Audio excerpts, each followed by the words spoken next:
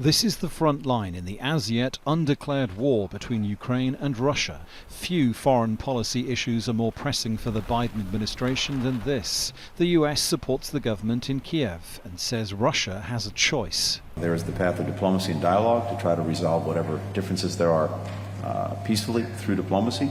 Clearly the preferable path, clearly the most responsible path, and the one that we would prefer. But there is also the path, if Russia chooses to renew aggression, of confrontation and consequences for Russia. And we have been working to build out both of those paths in very close coordination and collaboration with allies and partners. One of those main allies and partners is Germany, whose new Chancellor Olaf Scholz has stressed the importance of the transatlantic relationship. It's a view some analysts say is mirrored in Washington. So the United States is making every effort to keep Europe in the loop. There was going to be no discussion of the Ukraine without Ukrainians involved, no discussion of European security architecture without Europeans involved. So that is surely going to be the guiding principle of the United States.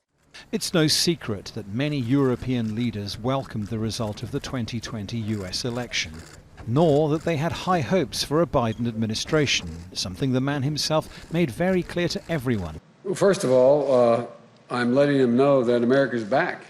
We're going to be back in the game. It's not American alone. In the last years of the Trump administration, many in Germany felt that the former president had eroded his country's supposed moral authority. Some here in Germany even began referring to Angela Merkel as the leader of the free world. Now both of them are out of office. And opinion pollsters say the German public feels very differently. Almost 8 out of 10 Germans who said that the relations are good or very good. And also the United States is now perceived by 44% of Germans as the most important partner for Germany.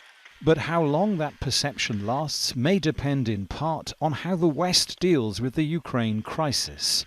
Remembering that right now, Joe Biden's government says Russia has many tens of thousands of troops massed on Ukraine's borders.